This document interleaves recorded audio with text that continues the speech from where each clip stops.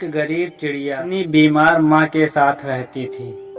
उसका नाम टुनटुन था। टुनटुन दिन भर खेत में काम करती थी, फिर भी अपनी माँ का इलाज नहीं करा, इसीलिए वह दूसरों के यहाँ काम करती थी। एक दिन तूफान और बारिश आने की आशंका थी। उसी दिन टुनटुन को मुखिया की बेटी के यहाँ बक्सा पहुँचाना था। मौसम खराब होने की वजह से टुनटुन की माँ ने कहा, बेटी आज काम पर मत जाना, मौसम बहुत खराब है। आज मैं नहीं गई तो कल हमें भूखा रहना होगा और तुम्हारी दवाई भी लानी है।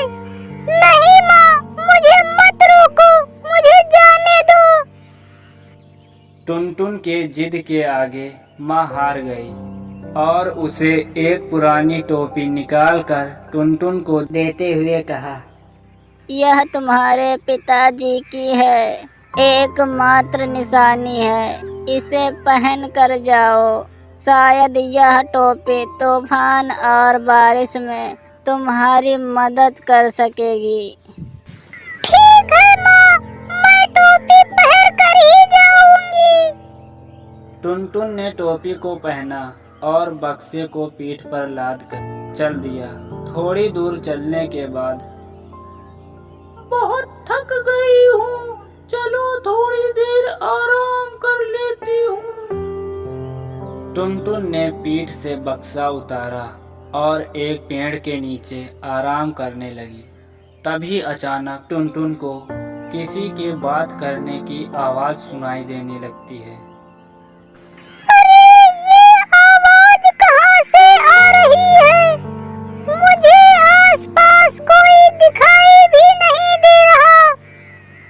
कुछ देर बातें सुनने के बाद टुनटुन गुस्से में आकर अपनी टोपी को उतार देती है। उसे अब बातें सुनाई देना बंद हो गई। थोड़ी देर बाद टुनटुन ने फिर से टोपी को पहना तो फिर उसे आवाज सुनाई देने लगी। कमाल है, टोपी पहनते ही मैं नदी, पहाड़ और पेड़ों की बात सुन और समझ सकती हूँ। वाह!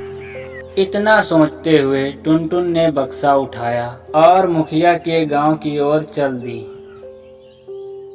थोड़ी दूर जाकर दो पेड़ आपस में बात कर रहे थे। टुनटुन ने उन पेड़ों की बात सुनी और वहां रुक गई।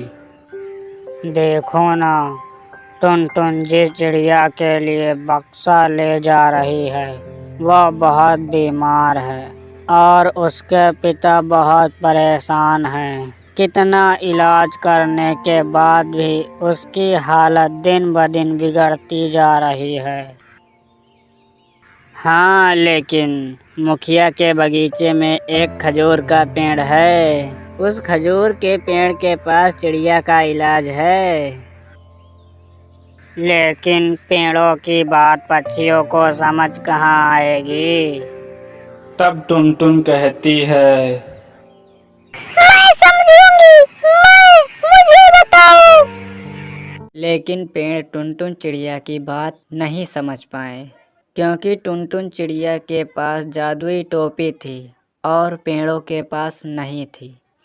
इसी तरह टुनटुन चिड़िया पेड़, पहाड़, नदी की बातें सुनते सुनते मुखिया के घर पहुंच जाती है और मुखिया से कहती है, मुखिया जी, क्या आपकी बेटी बीमार है? हाँ, बीमार है। बहुत इलाज किया पर बीमारी बढ़ती ही जा रही है। मुखिया जी, अगर आप मुझे अपने घर में एक दिन रुकने की इजाजत दे तो मैं आपकी बेटी की बीमारी ठीक कर सकती हूँ। अच्छा, ऐसा है तो तुम मेरे घर एक नहीं 2 दिन रुको, लेकिन मेरी बेटी को ठीक कर दो। मुखिया के घर रुक जाती है और रात होने का इंतजार करने लगती है, क्योंकि लोगों का मानना था कि आधी रात में पेड़ आपस में बातें करते हैं। टुनटुन चिड़िया खजूर के पेड़ के पास चुपचाप बैठ जाती है और अपनी टोपी निकालकर पहन लेती है। तभी कुछ देर बाद एक पेड़ कहता है, देखो ना, हमारा दोस्त खजूर का पेड़ अब थोड़े ही दिन में मर जाएगा। बेचारा दिन ब दिन सूखता जा रहा है। अरे मुखिया बड़ा धूर्त है, उसने सारा पानी धान के खेत की तरफ मोड़ दिया है। मूर्ख है, यह भी नहीं जानता कि पेड़ के सूखने की वजह से ही उसकी बेटी बीमार है। हाँ, एक दिन खजूर के पेड़ की तरह हम भी सूख कर मर जाएंगे। हमारी कौन देखभाल करेगा? तभी टुनटुन चिड़िया बोलती है, मैं करूंगी, तुम्हारी देखभाल मैं करूंगी।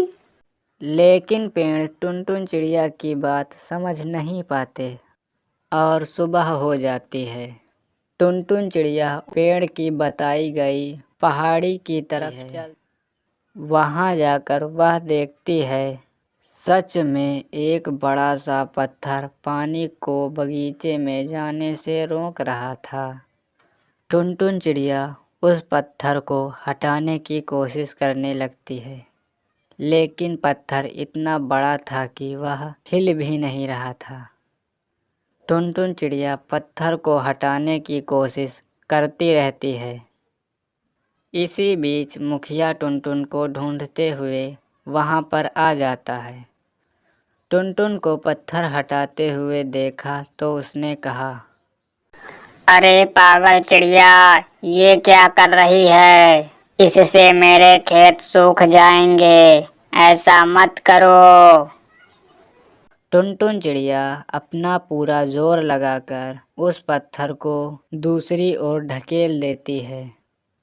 पानी का बहाव इतना जोर था कि मुखिया भी पानी के साथ बह जाते हैं और उन्हें काफ़ी चोट भी आ जाती है। कुछ दिनों बाद खजूर का पेड़ फिर से हरा भरा होने लगता है और साथ साथ मुखिया की बेटी भी ठीक होने लगती है। तब मुखिया टुनटुन को बुलाते हैं और कहते हैं, मैं समझ चुका हूँ, पानी की जरूरत केवल फसल को ही नहीं, अन्य पेड़ पौधों को भी है। अब से मैं सभी को पानी दूंगा और तुम्हारे लिए मेरी तरफ से यह इनाम है।